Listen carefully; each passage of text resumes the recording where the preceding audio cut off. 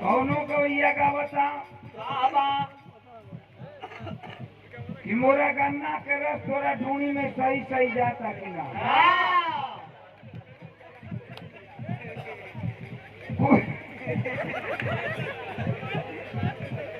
कूल गन्ना मिल कौन होकर जाता सरवा को ढूंढिए होगी होकर जाते। कौनो कवैया गाँव चाची वही रे जगैया दांते काट देवन राजा जी। कहने जिभे से चाट देवन राजा जी। बड़े होता रे कौनो कवैया गावता बाहरे गाना लिखोइया बाहरे गोइया। कौनो कवैया गावता बाहरे गाना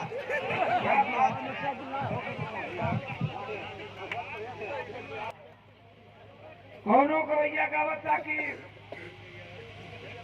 धूड़ी में पानी जब ओढ़े लगी हो ये सोना जनिहा जवानी तोहर चढ़े लगी है ये सोना माने गजब गजब गीत गवैया जितना परेशान हो लिखवैया उतने परेशान हो से ज्यादा सुनवैया परेशान हो।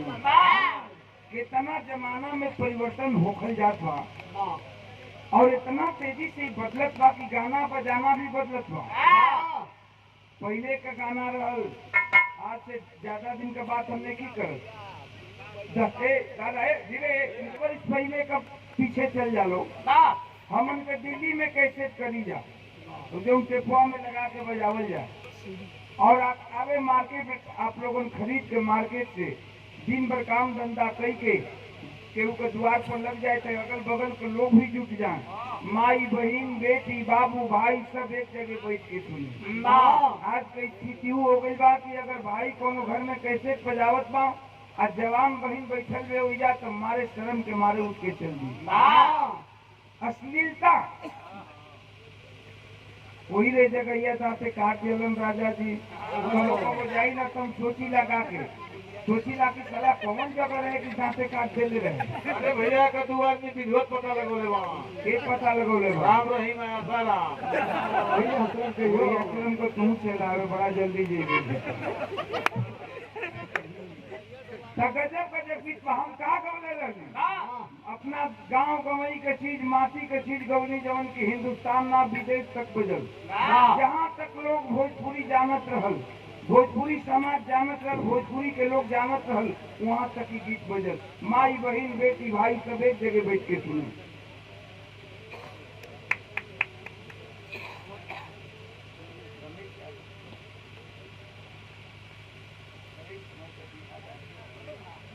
करेंट मैटर बिरहा गाए रमेश यादव।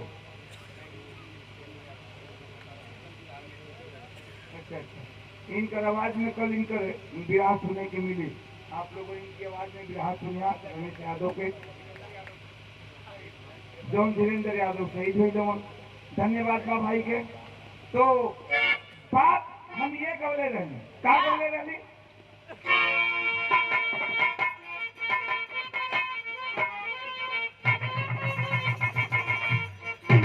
ये गौले रहने की बड़ा नीक लागेला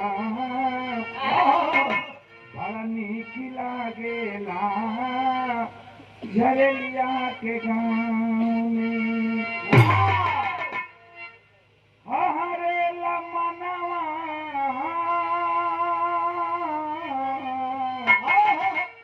हरे मनवा देखी देहाती हाव भाव में बड़ा नीक लागेला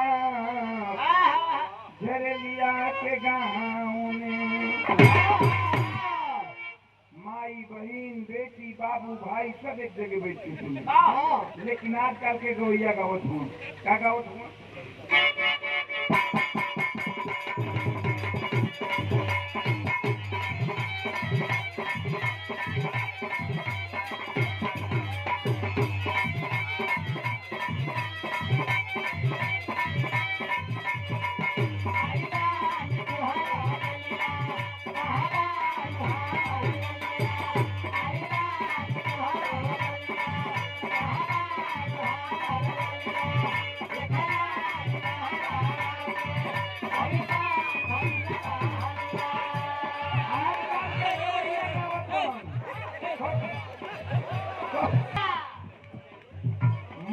बन के घूमत बा वो अपना प्रेमिका के गांव में पहुंच गई गावता कहत चलता का आई बानी तोहरो गलिया कहाँ बानी